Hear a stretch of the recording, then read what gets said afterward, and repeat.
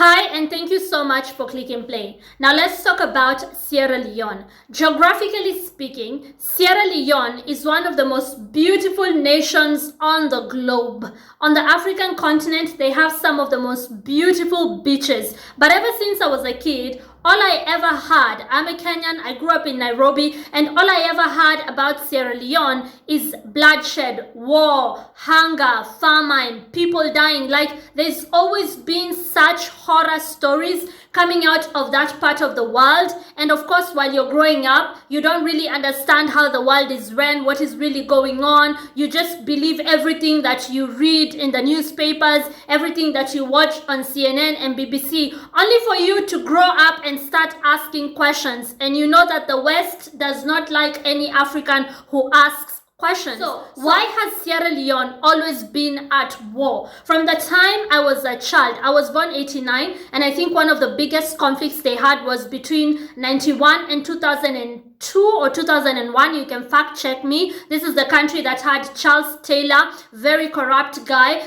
This country has known nothing but suffering. And then you grow up and you're like, what is happening in that part of the world? And then you realize that this British colony has some of the biggest reserves and mines for some of the world's most precious metals. Sierra Leone, as of, I think I read this somewhere, this year actually, we're in 2025. I think I read somewhere that, or last year, that Sierra Leone, as of 2022, had 700,000 carats of diamond. What? It is one of the biggest producers of diamond.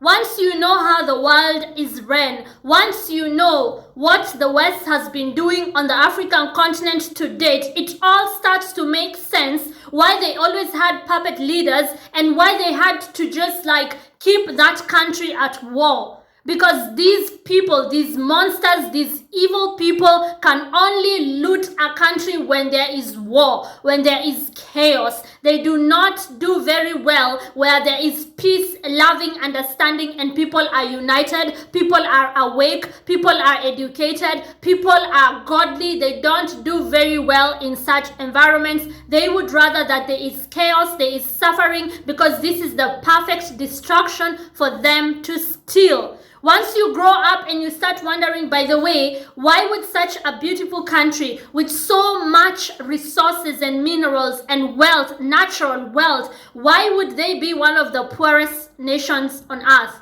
It all starts to make sense to you. There's a reason why the Western world has always interfered in the politics of Sierra Leone. There have been mad violations of human rights, mad violations of children's rights in this nation. And there was an organization, I think it's called Dan Watch, that got together with a local Sierra Leone NGO of some sorts.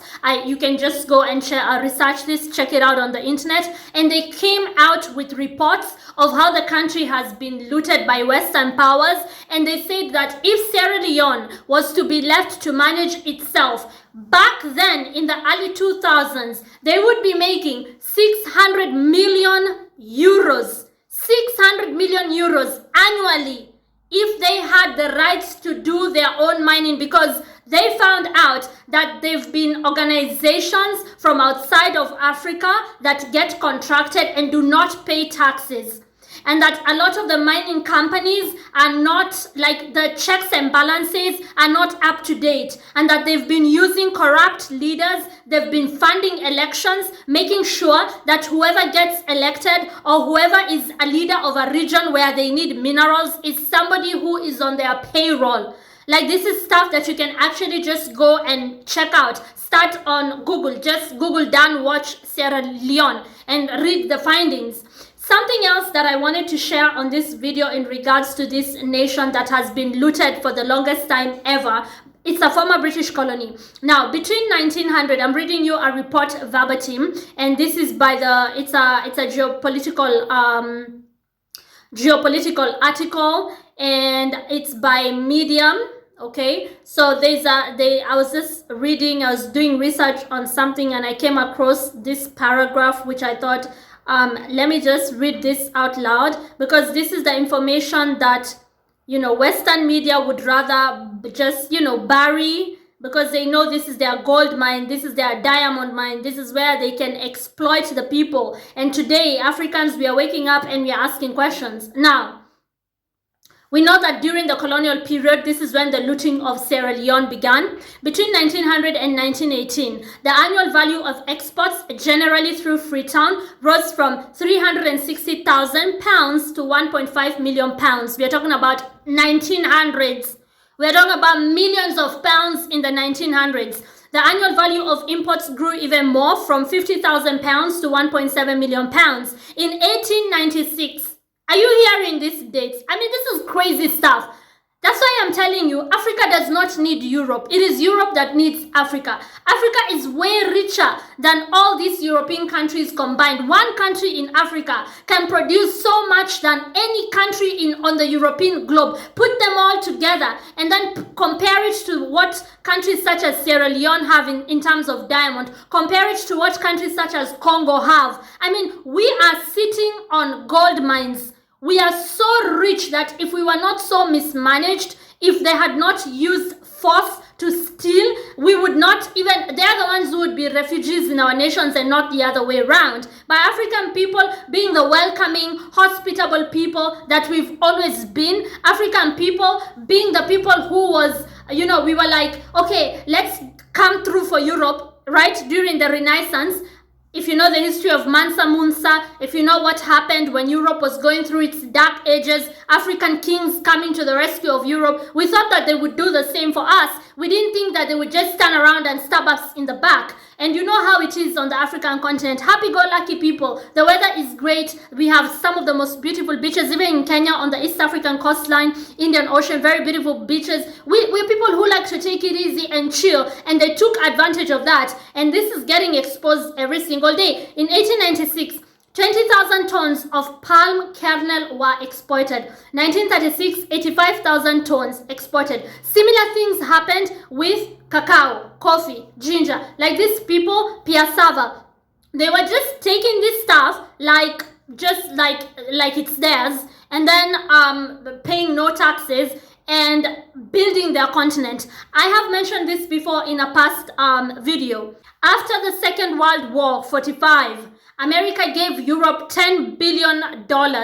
All right, in today's currency, almost 100 billion. Africa gave so much more to rebuild these countries, including the country I'm sitting on right now. Right now, I'm in Austria, where my house is at. They gave so much to Germany, to Austria, to all the countries in the Scandinavian region of Europe, to some of the Balkan states, in the form of oil, in the form of minerals, in the form of resources. This stuff was forcefully taken by former colonizers, all right, and we've never been paid to date. They impoverished African countries in order to build their countries. The story that they don't like to hear, okay? Today, African leaders are standing up and asking questions like, did you guys think you were just going to exploit us forever? Or like, quote, the First World War changed things in Europe and Africa. It destroyed the economy of European countries. To rebuild their economies, they turned to Africa's minerals and agricultural wealth. Europe's growing interest in Africa's minerals led to her expansion into the interior. You can go online. This is public information, and you can read this on SAHO website, which is a registered website for African history. It is public information. If you're interested, you can go and learn your history. A lot of the resources in Africa were looted by former colonizers in order to rebuild Europe. And if you're a student of history, you know about the Marshall Plan, which was to aid in the recovery of most of Europe, most of Western Europe after the war. So these are things that are just public information today. You don't need to go into a library to access the information like we did in the past. When I was in high school, we used to go to physical libraries. Now you can just get this stuff online. Let me just continue on the story of Sierra Leone. In 1933, the first shipment left, carrying 8,000 tons, okay? 250,000 tons of iron. They were just taking like it's theirs. Like you walk into a supermarket, you take what you need, and then you walk out without paying, okay? To rebuild themselves. And what did they do to the people?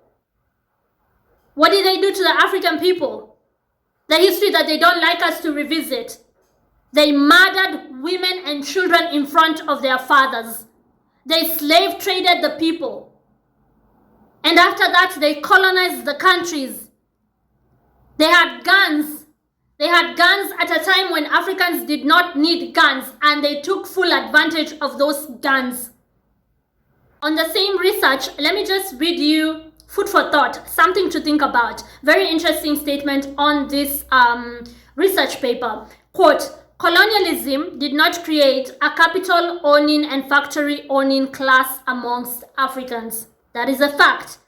Inside Africa, in the on the islands that were surrounding Africa, it did not create any kind of capitalism that was beneficial to us. I personally know this to be a fact. As a Kenyan, we got our independence in 63. They had been there since the late 1700s, and I know that they did not want Africans owning anything of their own, producing anything of their own. They would rather, and they still do it today through their fake charities, they would rather give you a fish than show you how to fish. And in the first place, we didn't even need them to show us how to fish. We were not exploiting our resources. We were not exploiting the soil. We were not using chemicals that are damaging to our soil. We were taking what we need and respecting nature, something that the Western world seems to be unable to do. Now they are running around crazy, going like global warming, global warming. Why?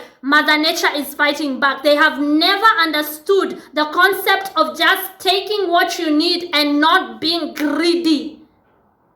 They've never understood that concept. Now, and I know that their colonialism did not create any kind of capitalist nations where it was beneficial to Africans as well. Not inside the African continent and not even in the surrounding islands of the African continent. All right, that is a whole other story. But I continue with the quote in this research paper. So I start from the top. Quote, colonialism did not create a capital owning and factory owning class amongst Africa, nor did it create an urbanized proletariat of any significance. Now this word proletariat, in case it's a new word to you, it means a collective middle class, right? It's especially, the word proletariat is especially used in Marxist societies, right? The collective middle class, people who are in the middle class of any significance, meaning the gap between the rich and the poor, which is called the Gini coefficient of a country, was bound to expand even after colonialism. I keep on telling people, Africa is not poor by coincidence. It is literally by design. This is how they sat down and designed it. Like, let us loot them, and when they finally start asking questions, we will give them their independence back, but we will still have organizations and puppet leaders that still keep us in power. Now, Sierra Leone, this is why this country never knew any peace, because they had too much wealth in form of diamonds. And these thieves, these people who can never gain anything fairly, these people who are coming from a place of scarcity, never a place of abundance, these greedy people had to just keep on looting that country, keeping it in never-ending conflicts in order for them to enrich themselves back here in the West. I am just glad that African leaders are taking back the power.